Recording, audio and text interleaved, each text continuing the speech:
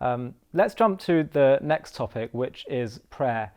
I personally think big changes and you know just a re-evaluation of how we conduct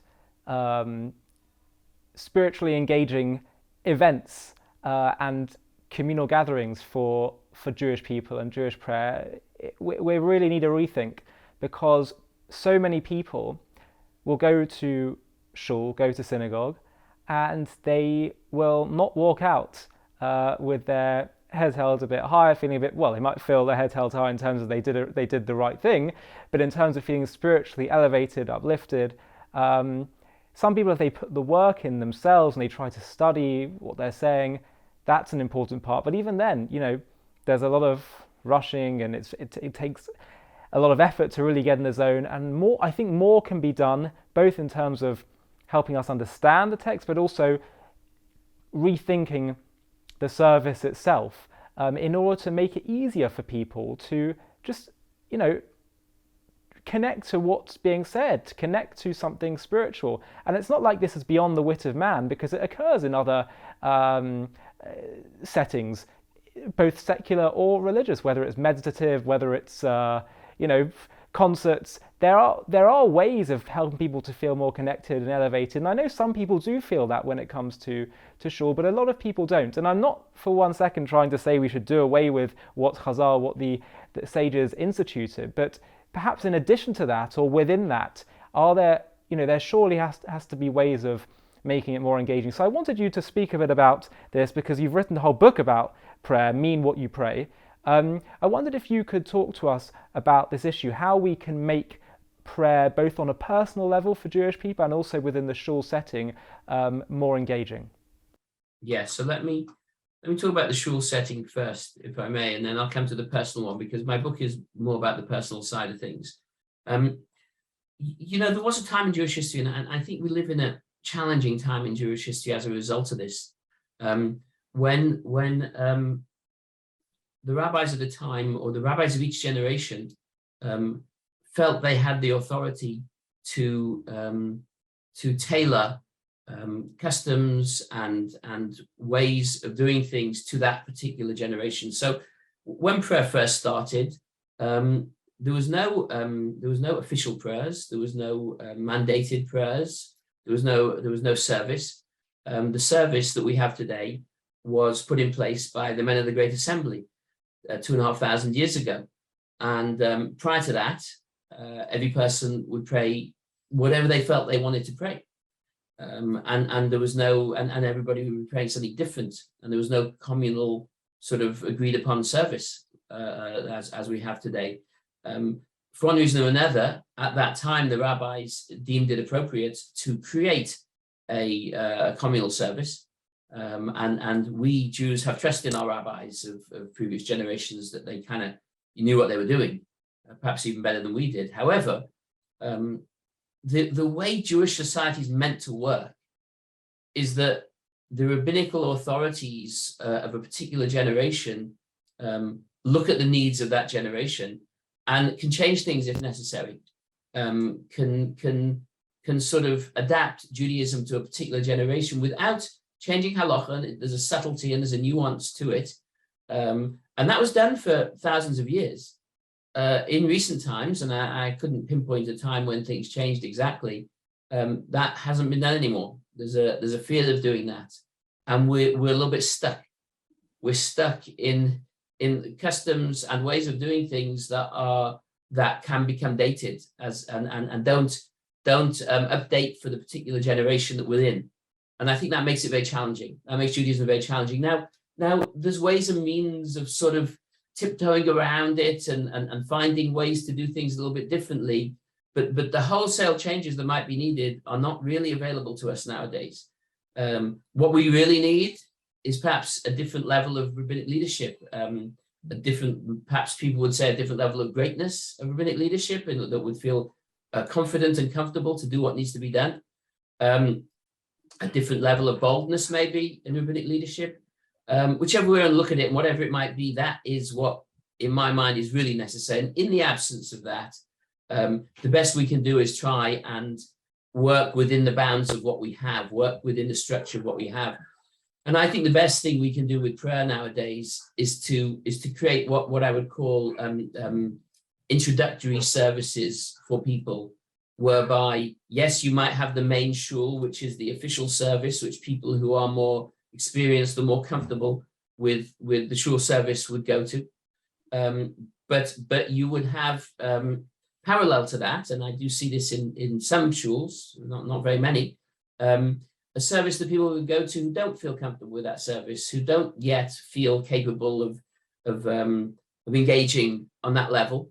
And you would have a very stripped down service that explains a lot more, that has perhaps more singing in it, that has more meaning in it and more of a feeling of connection in it. And I think that now ultimately, if you took people through that kind of process, and then sort of shifted them into the main service, I think they would be able to gradually sort of graduate into a main service and find it much more meaningful. But if you throw people into a service who don't really know Hebrew, don't really know what the prayers mean or what the purpose of the prayers are, don't really know how the siddur works and what the whole process is, and expect them to have a meaningful and uplifting experience, I think you've got no chance. And I think it's and you see that indeed, as you say, that's what happens. So that to me, I would love to see changes like that to communal prayer. So for example, I run a service every Rosh Hashanah and Yom Kippur that is what I call an introductory service. It's about an hour long, hour to an hour and a quarter long, pretty much all in English. It's just highlights of the service. We do a lot of singing as well. I do a lot of explaining, and people come to that and have in my experience, at least that's what they tell me, they keep coming back. They have a very, very, very meaningful experience, and it's very touching and uplifting for them. And I think for the vast majority of Jews out there, that's what's necessary and that's what's needed. But don't you think in addition to that, there are people, maybe this is just my false interpretation, but people who even do know what they're saying and did grow up with a strong religious background and orientation, but the nature of the service just leads them not to engage with it so much, or maybe they haven't learned so much about what's being said. But even that, it's quite a tall order to, on a 3 times a day basis, go through a huge amount of text. I mean, maybe this is just me, but to say that with, intensity and connection, I think, look, for some people, clearly it does do the trick, but for others, it's quite a challenge. And I wonder whether, even people, I find people that go to those kind of explanatory, introductory services that you talk about, even if there are people who do have all the background and knowledge, they walk out in many ways having had a more engaged, uplifted experience, intense experience. So just, I wonder what your thoughts were for even the regulars. Yeah, I would say 2 things on that. I would say just because a person has been going to shul for the last 20 years and reading what it says in the siddur does not mean he's graduated to a level of prayer becoming a spiritual experience. I would say even somebody like that should go through a process like that, whereby they to me, those guys are beginners. Even if they've been coming to shul and praying for the last 50 years, they're still beginners because they haven't been praying for 50 years. They've been coming to shul and saying some words in a language that doesn't mean anything to them, and feeling nothing when they do it, for the most part. So yes, 100%. I would suggest and recommend that they go through some sort of process like that as well. And I would also say, and I said this earlier, but I'll say it more clearly, and I know that there are colleagues of mine that will disagree with this, but I'm not saying that, and let me say from the outset, there isn't a way of doing this as our community stands and as our rabbinic leadership stands. But I do believe things need changing. I do believe that if you look through the generations, as the press service has developed, things have been added on, and another thing was added, and nothing was ever taken away. And so now you have a press service, a morning service, let's say, where if you take the morning service, a regular weekday morning service, if you want to say that with meaning and feeling and connection and engagement, could take you a couple of hours. Yeah. Take a couple of hours to do that. There's a lot in that.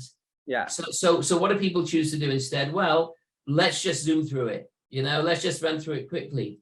Well, yeah, there's something to be said for Jewish ritual and going through the motions and doing the right thing. And I'm not going to say that there's anything wrong with that, but it's an impossible choice. That's what I'm saying. It's just such a tall order. For me personally, maybe there are some people out there who connect to everything they're saying, but within to get through so much in such a short space of time. And even the point that you make about, let's say, and we'll talk a bit about your book and understanding the text more, but even in those cases where, let's say, I've really been informed on the meaning behind the text, in the same way that it's important to recite a mantra over and over, or listening to music, if I think back to the music or the feeling I felt or whatever, it doesn't do the same as hearing it again. I do think there's something about being in a group collectively, and someone is leading the way and helping to remind people of what the meaning is of this, or to say something short and simple, but to and to repeat it, and to do things that just help pave the way for people to connect more with what is being said. I think, do you not think that would be important? As in, it's not enough just to study it and then say, right, well, now I know what it all means. That's not really, it's still not an experience. Absolutely, 100%. I would agree with you. But if you had a service that was, let's say, 25 minutes long, but 25 minutes of really meaningful engagement, so it was shorter than it would be now. It was way shorter. And if you did it really meaningfully and really connectedly, it would take you 25 minutes. I think you would have a lot more people coming to shul, and I think you'd have a lot more people going out of shul with a more uplifted feeling. And ultimately, isn't that the whole point? Isn't the whole point of prayer? Do you want to talk to us a bit about what is the mitzvah itself of prayer? How does it manifest, and what is sort of what's the purpose of it, and how is, I know it's described as like the avodat halev, the work of the heart, and sometimes I think, well, how does that work when you're zooming through something very quickly? But do you want to talk to us a bit about that, and the false assumption that I feel is like, well, I don't want to get in a whole rant about this, but we get more caught. I find a lot of people in the religious world get more caught up in, well, does he daven 3 times a day, as opposed to, does he have a meaningful davening experience? Yeah, absolutely. Not just that. I'm sorry to say this, but I what I've chosen to do in my davening is to concentrate my efforts and my focus on the Amidah, on the Shemona Esrei, which is really the essence of Jewish prayer. That's what it's all about. That's everything else is sort of built around that, other than the Shema, which is a separate mitzvah itself, but everything else is built around the Amidah. And that's where I put my energy and my effort. And the rest of the davening, I just kind of rush through it like everybody else does. And I don't, because to me, better that if I try and focus on the whole davening, I know it's just going to be overwhelming for me, and I'm just going to not do any of it. Which I think happens to a lot of people. So I'm very happy not to have really any meaning or any intention or any feeling. If I get some, it's a bonus in all the rest of the davening. But the Amidah, that for me is my davening. That's my focus. That's my time. So I'll say the rest of it like a good boy, as one should halachically. But my personal time of relationship with God is my Amidah. I spend a long time on it. And I find that not only, and I don't know, this is just a feeling I get, so, I might be totally wrong, but the feeling I get is not only is that not looked upon as praiseworthy, but people think it's a little weird. It's like, what's this guy do davening so long? Come on, it's a bit arrogant, you're davening that long. And, it's what I'll try and do even is I'll try and daven in a different part of the room or around the corner somewhere or somewhere else, because I find there's a little bit of judgment around it, and so I want to stay away from it. I want to be with the minyan, make sure I'm with the minyan halachically, but on my own to be able to daven my Amidah, so no one's looking at me and watching me, and I just to me, it's a personal thing. It's a very personal thing that I don't want other people involved in, or to feel uncomfortable with other people around. So you know, and 100%, what we need to do is we need things need to be different. You know, things need to change. I can't remember the exact question you were asking now. Well, specifically, I just wanted to know about, just to help us understand the purpose. I mean, obviously, it's not for us to say why God institutes a mitzvah, like the ultimate reason. But talk to us about the nature of it. What is the obligation? Well, I'll tell you something interesting that you're going to find fascinating, Ollie, and that is that if you look in the Gemara, and if you look in the Rishonim, the early commentaries on the Gemara, up until the time of the Torah was after the Rambam, after Maimonides was the next code of Jewish law. Torah lived in about the 1300s. Up until then, the halacha was, and you'll see this in the Rambam, if you don't think you're going to have kavanah in your davening, if you don't think you can feel it, if you don't think you can feel connected in your davening, you shouldn't daven. And the Gemara itself says that, for example, if you've just been on a journey and you've come back from a journey, you've been traveling, you shouldn't daven for 3 days after you came back from a journey, because your head won't be in the right place. You won't be. You're busy-minded, and being busy-minded, how can you have focus and how can you have intent in your davening? The Gemara also says a halacha that if a person davened and didn't have kavanah and didn't have intent and didn't have feeling when they davened, so you davened, as happens a lot of the time with a lot of people, and you're in the beach in the Bahamas, and while you're davening, you know, and that's the way your mind is, you should daven again. You didn't daven. That prayer is the intent, prayer is the feeling. Prayer, whereas with all other mitzvahs, we say mitzvahs trichas kavanah, mitzvahs need kavanah. What that means is you need to know that you're doing a mitzvah. If I'm busy doing something else and somebody comes and puts the film on me, I didn't even notice, I didn't do a mitzvah. I need to be aware that I'm doing a mitzvah. A tefillah, prayer, needs a different kavanah.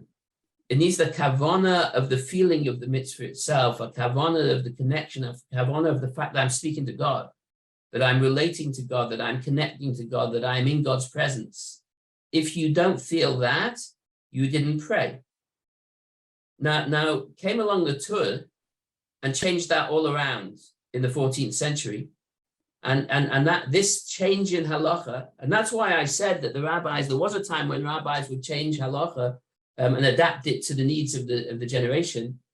He said basically that if you have those halachas now, if you had the halacha, if you didn't daven with kavanah, you should daven again.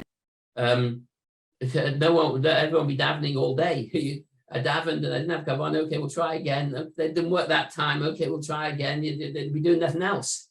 And equally, if you had the kavanah of, if you had the halacha of, if you're not going to have kavanah, don't daven, well, nobody would be davening at all. So, you know, I'm not going to have kavanah today, so we'll daven tomorrow. Oh, I'm stuck today as well. We'll get around to it next week. So he changed those halachas, and he made the halacha, which is the halacha that comes down to us to this day, that even if you didn't have kavanah, you shouldn't daven again. And even if you don't think you're going to have kavanah, you should still daven.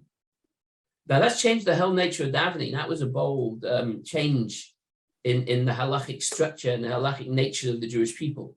But it does not change the fundamental halacha that that the essence of davening is the intent. The essence of davening is the feeling. As you said, avodah shebelev. It's service that is within the heart.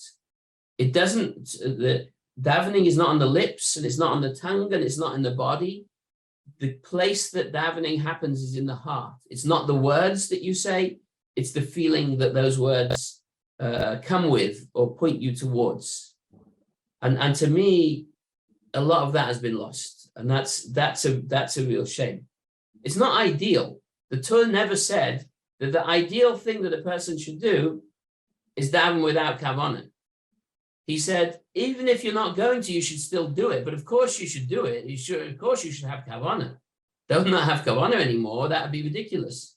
And that's really the point, that it seems to be that the ikar, the key thing here is about the feeling that is brought through prayer, and therefore if that's the fundamental part, it seems just obvious to me and a priority for us to rethink the prayer services in order that we are not saying, in order to allow us to say them with more heartfelt and more connection. There's plenty more to speak about this subject, but we obviously have limited time. So I just wanted to add one thing there, if I might, and that is the point about people davening themselves, and that's really what my book is about. To me, there are people out there who really genuinely want to daven with more kavanah, want more feeling, but don't necessarily know how to do it, because it's not necessarily talked about. That's what my book is speaking to such a person. I've written a book for somebody who really wants to connect and really wants to find meaning in their own personal prayers, but just doesn't know how to do it, or doesn't know how to do it well enough, or would like to improve on doing that. And I think that's something really important as well. And I think that group of people is a group of people that I want to speak to. Definitely. So get the book, Mean What You Pray, by Rabbi Shaul Rosenblatt.